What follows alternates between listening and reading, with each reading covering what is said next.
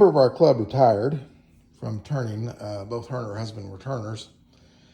And the club had a yard sale for her to try and help her dispose of a whole shop full of tools, lathe tools, you name it. They had table saws. They had been doing it forever, so they had all kinds of equipment that just you wouldn't have ever thought of, that was used 30 years ago, and some that's pretty much brand new, but pretty much a good deal of stuff. Sorry, I'm just kind of showing you the remainder parts off of a few other things that have broken in my house. But I was able to acquire this.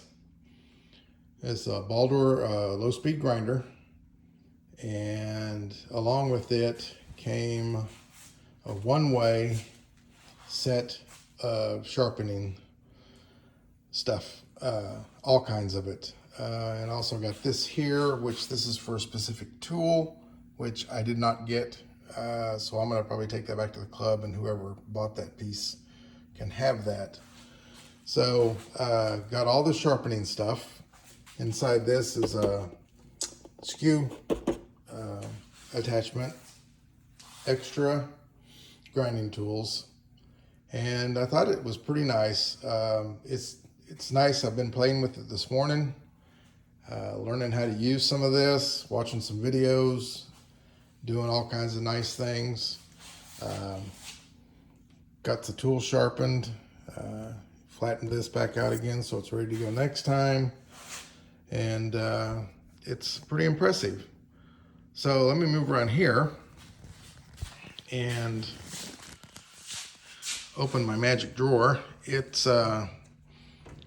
There were a lot of tools that were on sale, so I was able to get a lot of things, and then a few things they had already. This first set over here to here is my cheap Harbor Freight set that I got when I bought the lathe that did never work.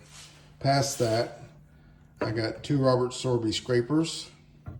I'm not sure who made this scraper. It doesn't say anywhere. Oh, yes, it does. It's a Crown Tools scraper. Another Robert Sorby. I'm not sure who made this little one down here, but some inside gouges, so I can actually do some inside turnings.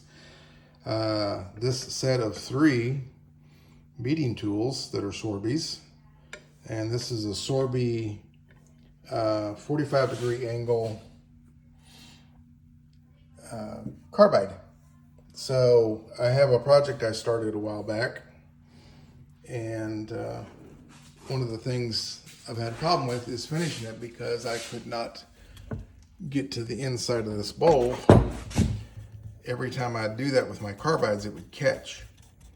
And I think that Robert Sorby 45 is going to be the ticket. Yes, projects galore up here. Oh yeah. Still haven't figured out what to do with that yet. If y'all have any suggestions, let me know.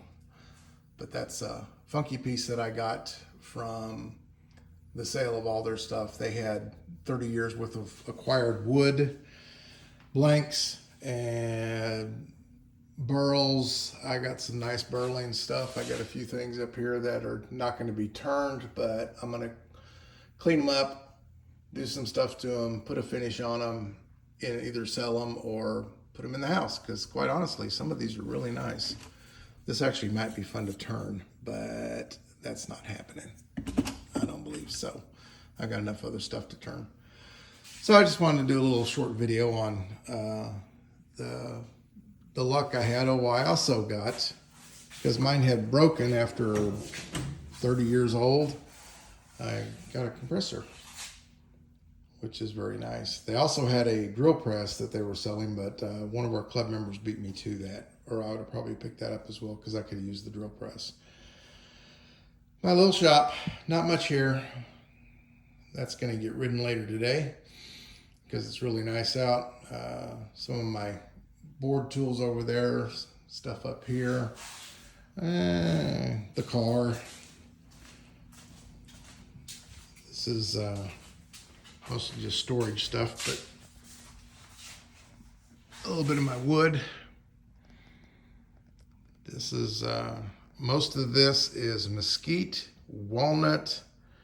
There's some Arizona ash. There's some blackjack oak. There are some burls still left over. These are box elder. All three of these are box elder burls. There's some back here. I don't know if you can see them, but these are the reminders of some Chinese elm that was burled as well. Some cedar. Just a lot. Mostly mesquite, mostly cedar, mostly things that I can find around here, because these are mostly things I just picked up or were given to me by some friends. So, and then this little box is separate because some of this is a little wormy, and I've tried to kill it all off, but I'm not sure if I did. So I decided that I would separate some of the new stuff to keep it from getting it, because it's not. So there's this bucket. Another big piece of box elder burl, another box elder burl. This is a red mallee burl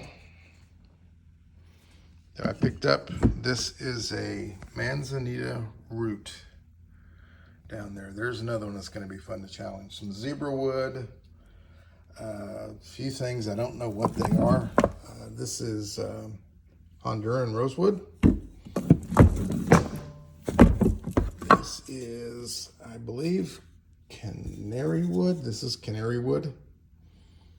It's a little bit like the tulip when I turn, and my light's going out. I got to figure out how to adjust that. It's too sensitive. It shuts down for no purpose. I'm not even going to try to pronounce that. Nice piece of that. And the list goes on. This is some sycamore. I believe it's sycamore. And just piles of stuff. And all this is really good. Doesn't have a lot of worms in it, so it'll be a more finished wood. I don't mind the wood worms, but occasionally you like to finish something that has a really nice finish. I didn't mean to turn this into a quick tour. This eventually will become some segmented pieces. This is a bunch of wood given to me by EPOP Wood Turning. It's oak, mahogany, and walnut for the most part. There's a couple of pieces of cedar that I've got stashed elsewhere that are really, really pretty, but I don't know what I'm gonna do with them yet because they're not very thick. But anyway, it's just one of these days. I've been working around the shop, piddling, finishing up a project, and trying to decide if I want to finish up that one I started with that Sorby tool. This is the one I'm finishing up now. I'm waiting for it to dry up a little bit so I can buff it out. Video on that will be coming out soon. Looking pretty good. But I thought, just again, like I said, I thought I'd just do a short video and show some of the things that I've gotten that I feel blessed, because I got this stuff for really good price, and I do mean really good. So I know that grinder's worth about, I think about $2,000 brand new, and it came with this whole one-way stuff already set up on it. So I didn't have to do anything. I'm probably I won't bolt it down because I'll need to be able to move this around. Because as you can see, I only got the one workbench, and it's got a lot on it. So what I'll probably do is I'll probably drill holes in the workbench so that when I'm using this, I can just put pins in there or put drop bolts in there to hold it steady. It doesn't move now.